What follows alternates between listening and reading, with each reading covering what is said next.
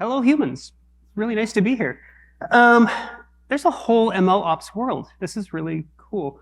This didn't exist back in the day. I'm happy to be here. I remember recently at a little team thing, one of the more junior folks on my team said, "Hey, Dee, tell us about what machine learning was like in the old days." It was an interesting thing, and I told them about how we would regularize models by just like holding the floppy disk over the campfire.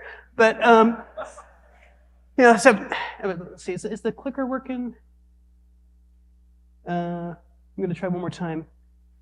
I need your psychic energy here, clicker. Yes, it worked. All right, so when we think back to things we care about, this was the little meme I put out in the world maybe 8 or 9 years ago when first talking about machine learning and technical debt. I think the clicker's not working here, or I'm not working. Yes, no. So give me the next slide.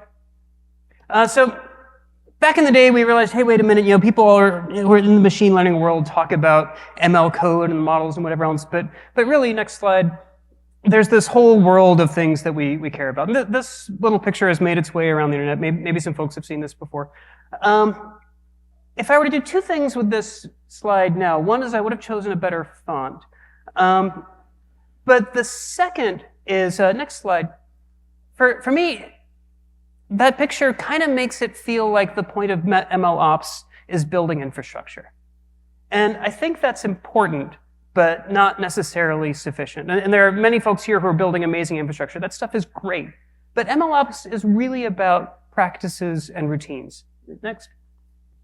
It's about information gathering, important judgment calls. The next slide.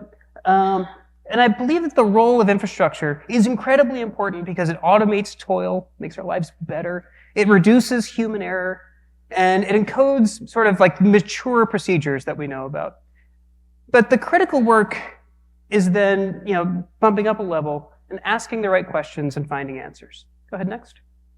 So what are these big questions? First question is, new clicker. Let's try it. Is my system okay right now? Will it be okay tomorrow? Is this proposed change from some smart person, maybe a genius or whatever, going to make my system better or worse? And how would I know? And will I get woken up at 3 o'clock in the morning? Anybody here run a model in production? Yeah? Anybody here ever been woken up at an uncomfortable hour? Yeah?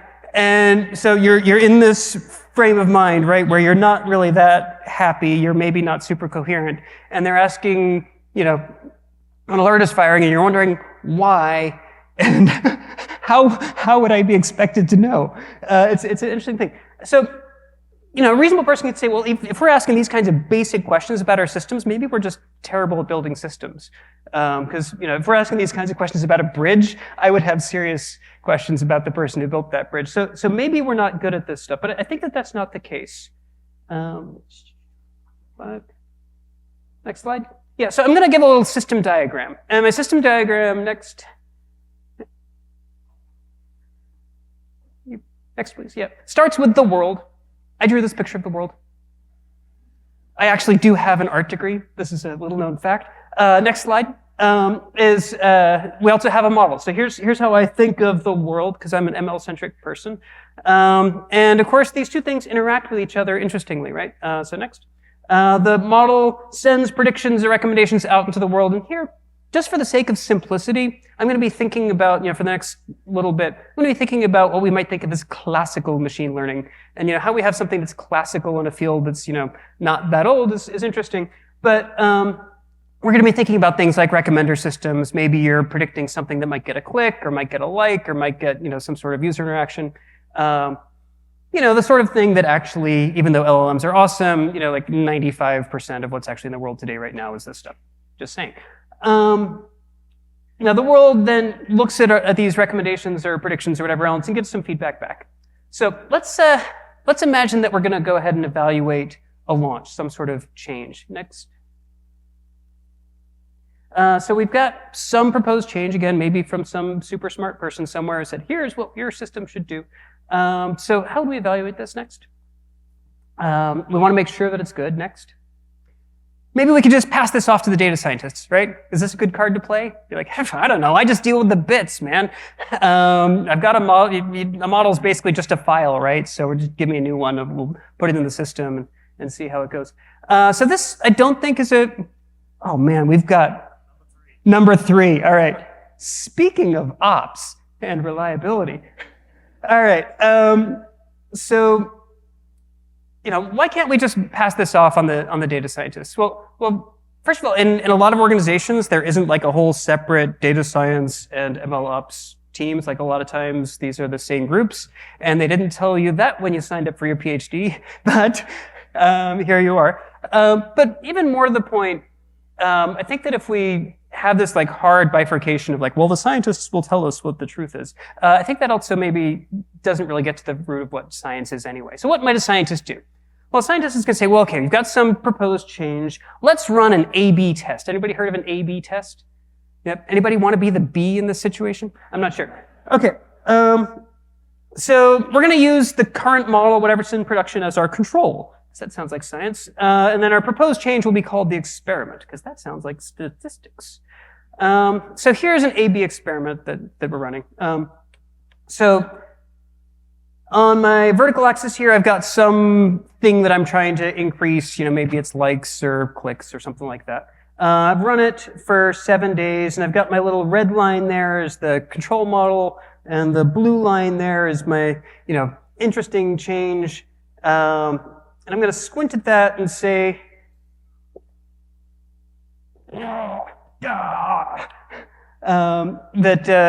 you know, it's hard to look at that one because like they're just 2 lines up there. So instead, what I'm going to do is I'm going to take my control model and make that be kind of a baseline, right? I like baselines, and so baseline is 0% change. So now my vertical axis is percent change from that baseline, right? It just makes it a little easier to look at. And now I can see quite reasonably that my experiment is doing pretty good, right?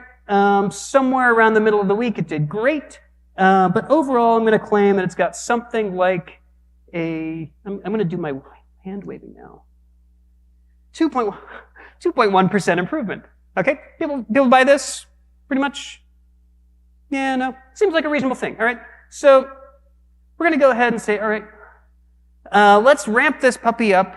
It was maybe an A/B test at low traffic, just so we can get a sense of how it does. Let's ramp this experiment up to 50%, so we can really get a good indication of how our model's doing in the world. So now half of our traffic in our system is being served by our control model, and half of it's being served by this new model that we're calling experiment. And what happens? Well, that's probably just noise, right? Yeah, it was definitely just noise. Absolutely just noise. Okay, and so now we're getting to a place where, okay, you know, by the end of the week, we're saying, all right, it's not looking quite as good as it did maybe in that first week. But maybe that, you know, Wednesday blip or whatever was just like a, you know, just a little bit of luck or whatever. It's still, you know, in that sort of 1.5% to 2%-ish range, depending on how optimistic I'm feeling. So, well, anyway, good enough. Let's launch this to 90%, right? Not quite as good as we thought, but such is life. Maybe there's a little bit of noise earlier. Has anybody ever been through something like this? You got 1 hand, 2 hands? No? Okay, a couple. Okay, so this might, 1 hand and a smile and laugh. All right, yeah, that's a guilty laugh is what that is. All right, so what happens here? We're saying, okay, it's not as good as we thought it was last week, but it's still definitely like in this, you know, more than 1% better, and we're going to assume that we're in a world where like a 1% change is a big deal, and so yeah, let's go ahead and launch this. So by launch, we mean we're going to ramp it up even more. So now our control model is serving 10% of the traffic, and our experiment model is now like basically our production model. It's serving the bulk of the traffic to our system. Okay, oh, well, this is what happened the day after. And now people are starting to ask a couple of questions. So yeah, the smile is getting bigger there, which I think means that the guilt is increasing. So this sort of thing can happen. Is this noise? What's going on? Let's give it a day. And now we're starting to ask questions, and someone says, hey, you know what? We've been looking back, and we realized there was a logging issue on this one day last week. And you're like, oh, wait a minute. So that day that looked like extra good was maybe not so extra good? Huh, that's interesting. And then somebody else says, oh, no, actually, here's the issue. The issue is that there's a time of week effect. And that, like, if you look at the Saturdays, there's a bump down on every Saturday. So don't worry, it's going to go back up. Like, oh, good, don't worry. All right, well, let's see. Yeah, it's going back. It's definitely a Saturday effect. Yeah, well, maybe a Saturday effect.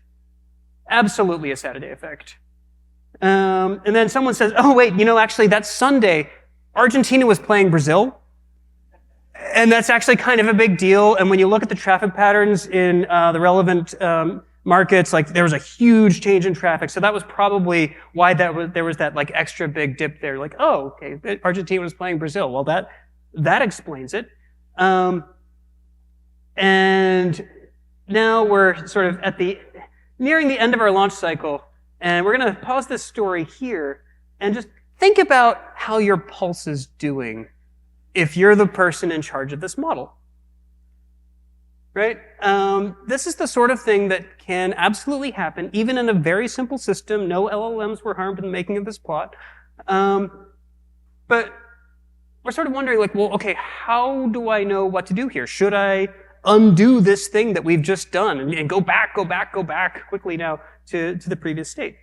Well, I think it's reasonable to ask, how controlled is our control?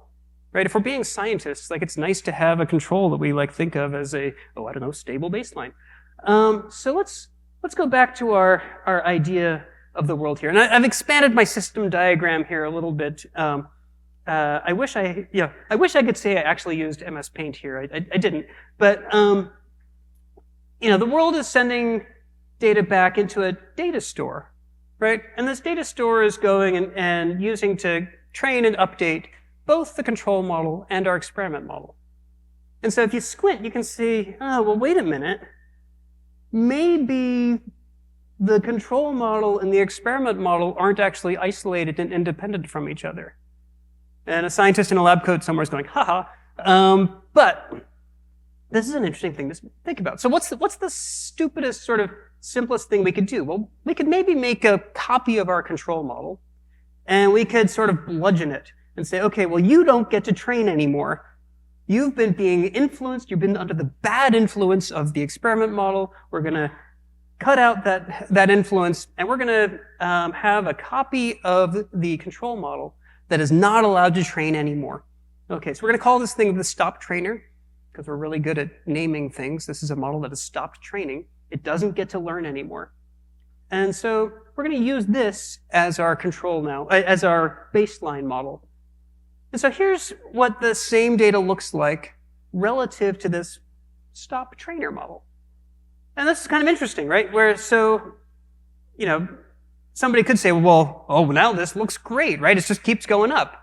Well, do I really believe that a model that was like going totally down before is now totally going up just because we were comparing it to something that stopped training?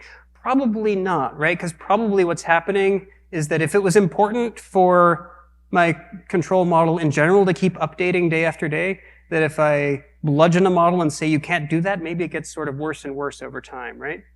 So maybe my like creeping up here is actually my stop trainer slowly getting worse. Yeah, all right.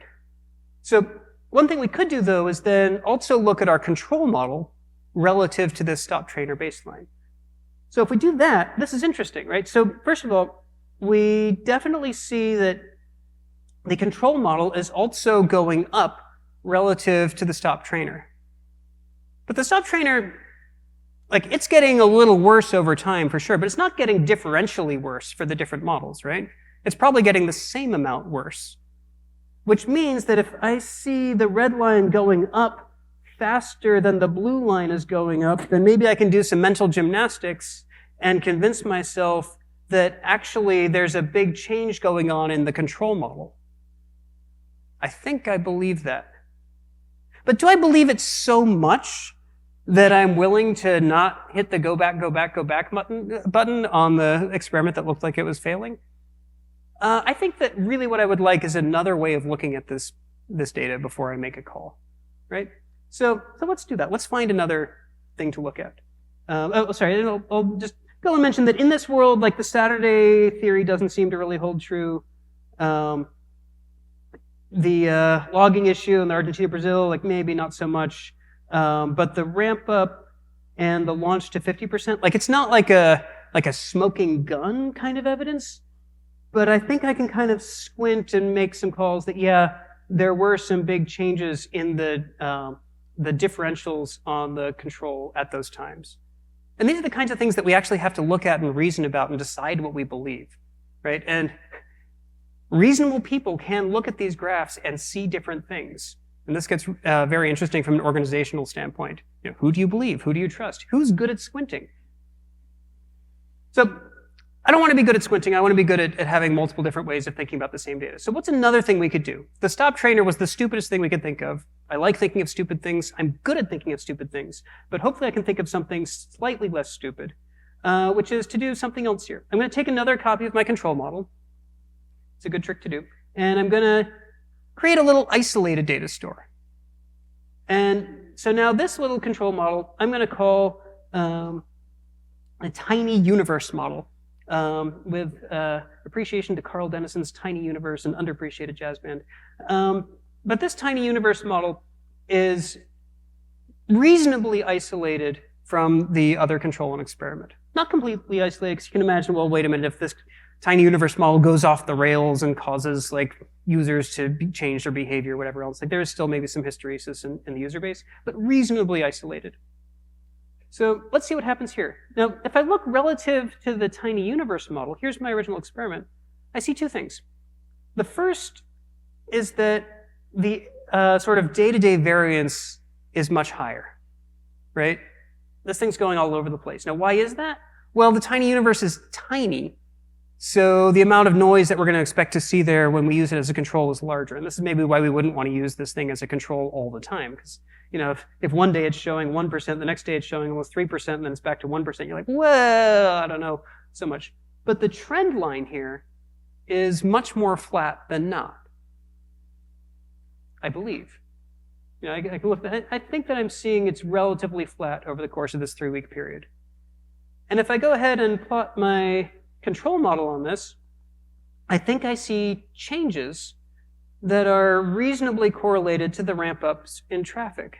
Now, reasonably, right? Because like the ramp up to 50%, I don't know, did that happen that day, or did it happen the day before, or is that just noise? And if I look relative to the other models, like, is there a difference there? But certainly the launch up to 90% had a big deal associated with it. If I like do some mental smoothing arithmetic, I think I can probably like hallucinate 3 steps in there, and maybe some smart MLOps infrastructure person is going to put in a little smoothing piece here on my spreadsheet, which would be great. Of course, the Argentina-Brazil person is still like, dude, I told you it's Argentina-Brazil. Look at that. It's right there. It's popping off the data. And you're like, well, I don't think that's the main issue here, because then it went back down. But honestly, it's hard to totally discount it, and these are the sorts of things that are hard to totally discount. But overall, I think this is, you know, a reasonable thing. And one of the things that I like about it is that we've seen basically the same phenomenon in 2 different ways. So, and now if I go back to the original question, like, okay, here I am on day 22, and I'm wondering, do I turn this thing off? Do I reset it again?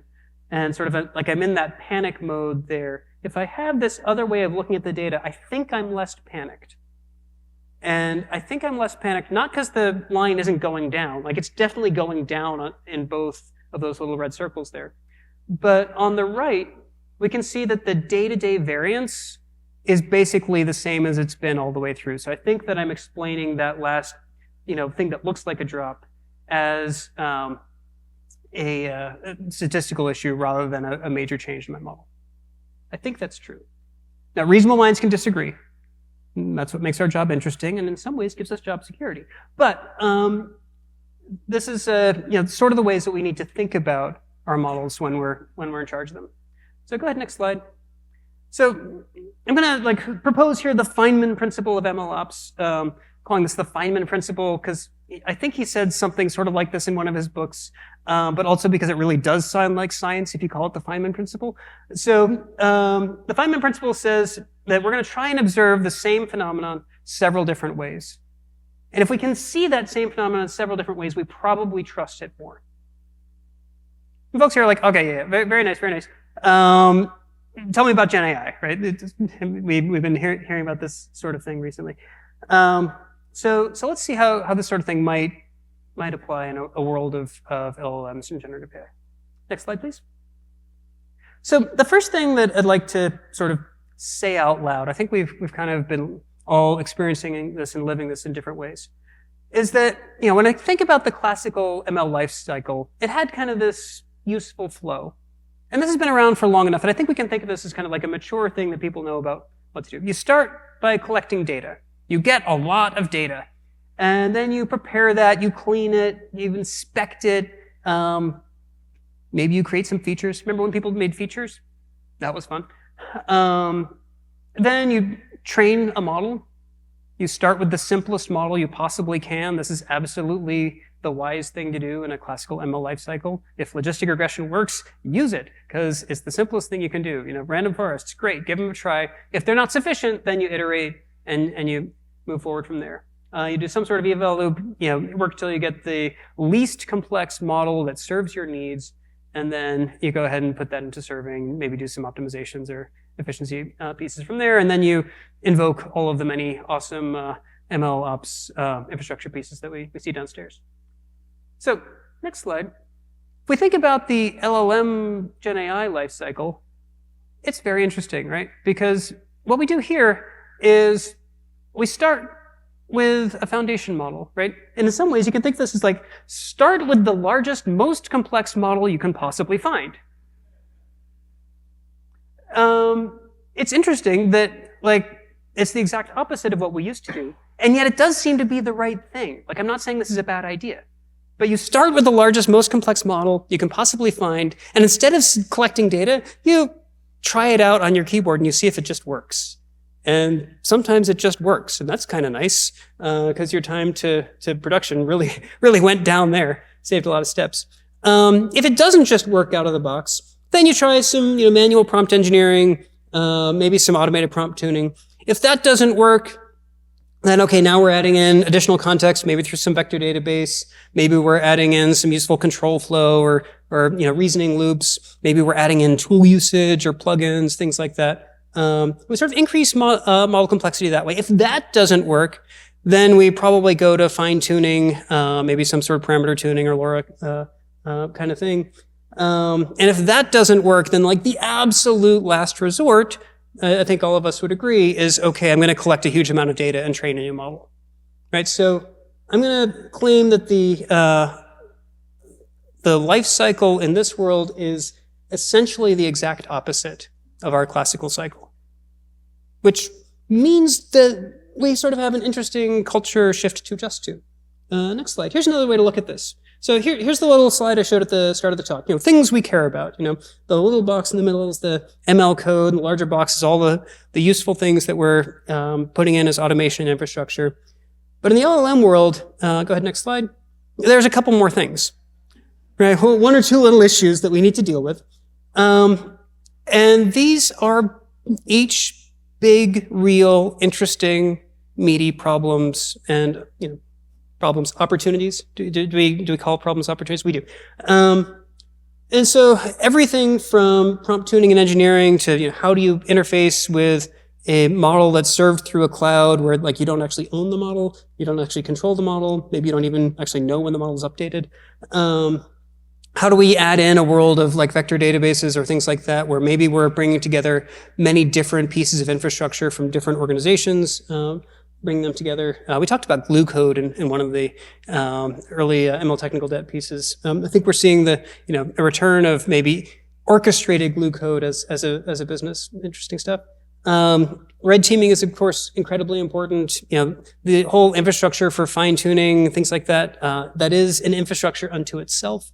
Don't even get me started on hardware accelerators. They're awesome and important, but things to think about from an operational perspective, as I'm sure many people here have dealt with.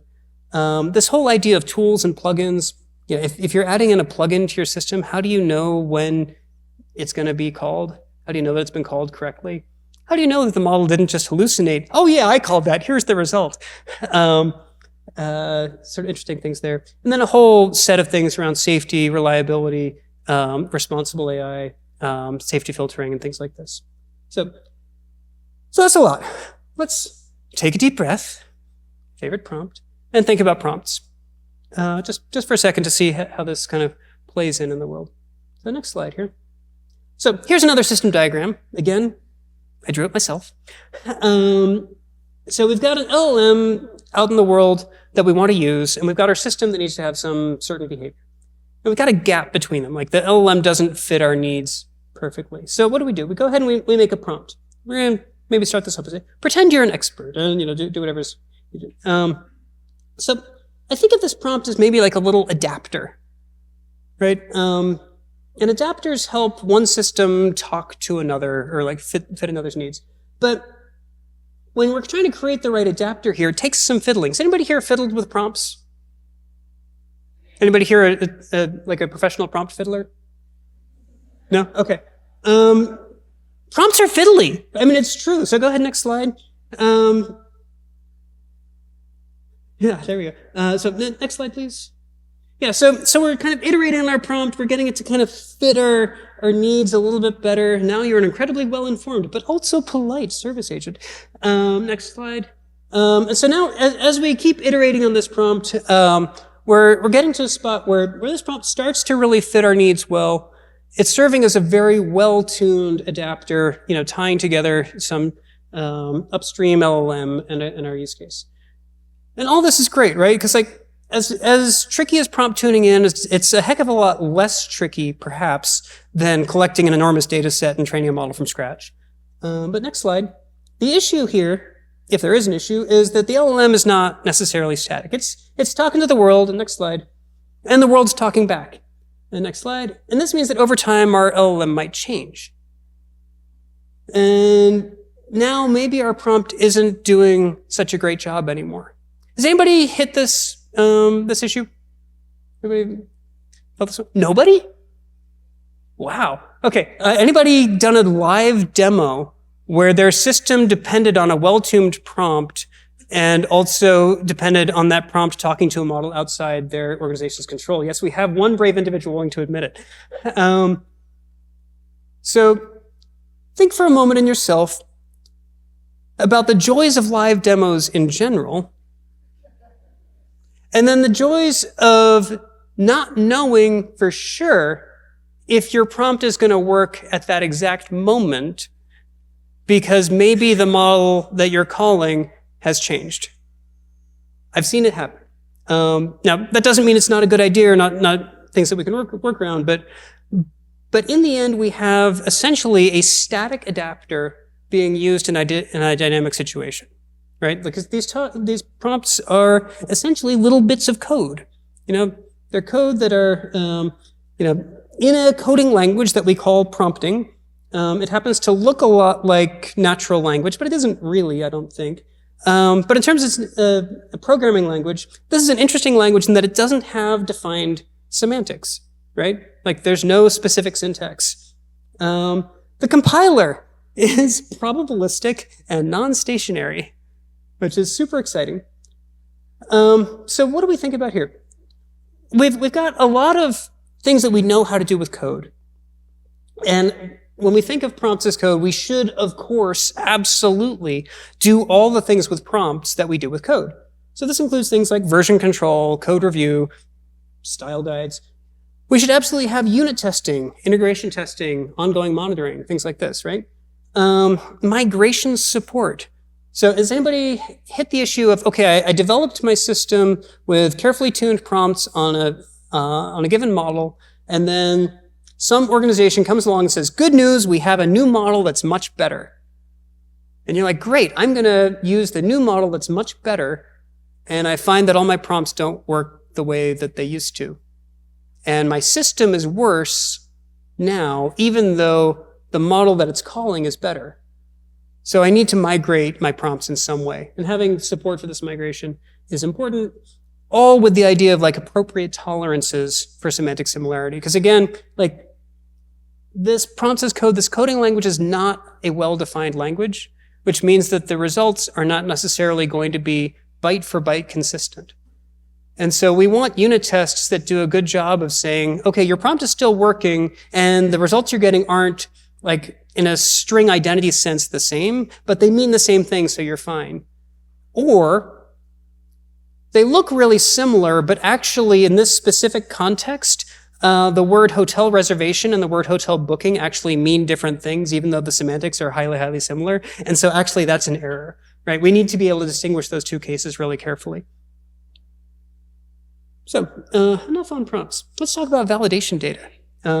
We've all been seeking validation. Go ahead, next slide. So static evaluation sets are really, really helpful. And we see them all across the industry. But I think it's fair to say that a static evaluation set is probably not sufficient. And this is important, true for a couple of reasons. One is that it's hard to know what data an LLM was trained on, right? This is just true. It's hard to know. These things are trained on a lot of data. We're getting better as an industry at being able to say for sure exactly what's in the data sets and things like that. We've got good model cards and things like that. But even so, it can be quite difficult to say, is this example that's in my evaluation set something that the model was trained on or not? Like that's just a hard question to answer right now.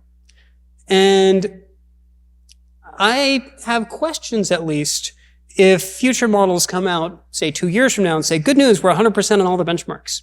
Like, I don't know that I think that that's going to be an absolutely bulletproof claim to make. I think it's important, and if they're terrible on those data sets, like I'd want to know, but I don't think it's sufficient. So I believe that external third-party stress testing and validation are critical. I'm not the only one who believes this. Folks have probably seen the White House commitments that many major tech companies have signed. They also believe that external stress testing is incredibly important. So again, I imagine there's plenty of folks here who have companies that are helping in this. Incredibly important. Next slide. One I did want to highlight, in part because they're not a company, they're an awesome research group, is the LLMsys.org arena. Go ahead, next slide. So these folks have gamified, I like gamification, I'm from Kaggle. They've gamified a sense of open, crowd-enabled assessment. Next slide. And they do this by having a blinded sort of side-by-side comparison where, next slide, basically you have the option as a user to come in and enter your query and say, okay, models, give me your best. And then model A and model B, again, A/B testing, come back and give you different results. And then you as a user get to say which one is better. And next slide. What I love about this is that they then take all these little pairwise comparisons and put these into a little ELO ranking, which is the same ranking system that they use to rank chess players for whatever reason. And they're coming up with some sort of interesting scoreboard. But I don't care so much about like who's in what place on the scoreboard. What I really care about is that this is a way to keep validation be evergreen, to have a way that continues to make sure that folks are pushing on the issues that they think of as most important at that time, as we continue to evolve in a world.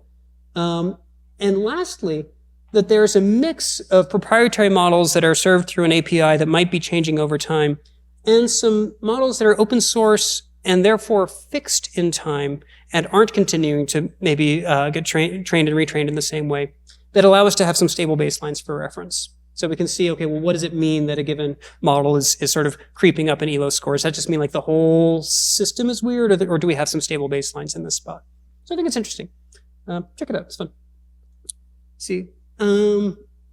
Last thing to say, so I promise not to do a Kaggle advertisement, but just real quickly, go ahead through this. I believe that if you really care about baselines, like having a whole bunch of people attack the same problem at the same time in an independent way is a probably good way to do that.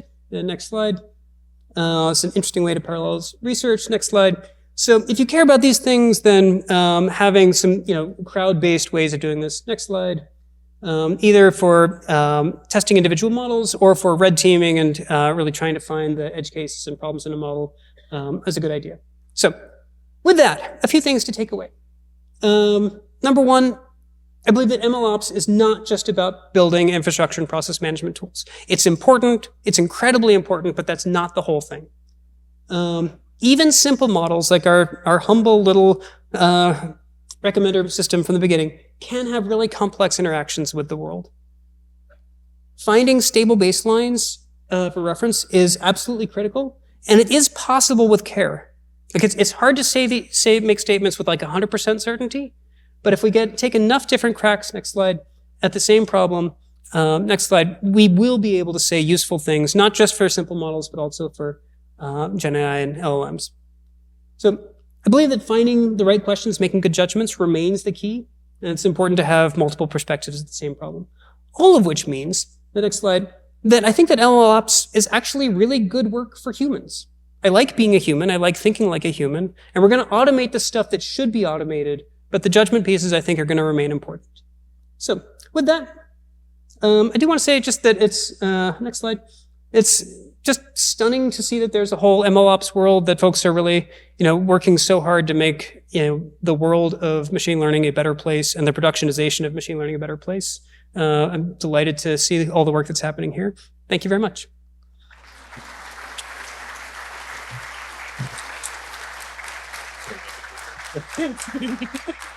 All right, we have about time for about 2 or 3 or questions, depending on how the questions go. So if you have a question for Dee, please raise your hand, and we will have a mic runner run around.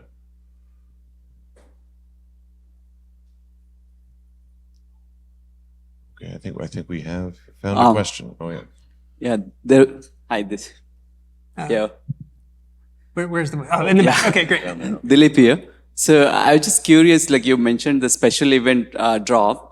That was a relative drop from the control. So I know it was for fun, but like it sounded at some point it's like it's okay to kind of reason out that way. So I just wanted to kind of talk a little more on that. Isn't it an indication that control group was not an ideal split because it's a relative drop? Yeah. So I think.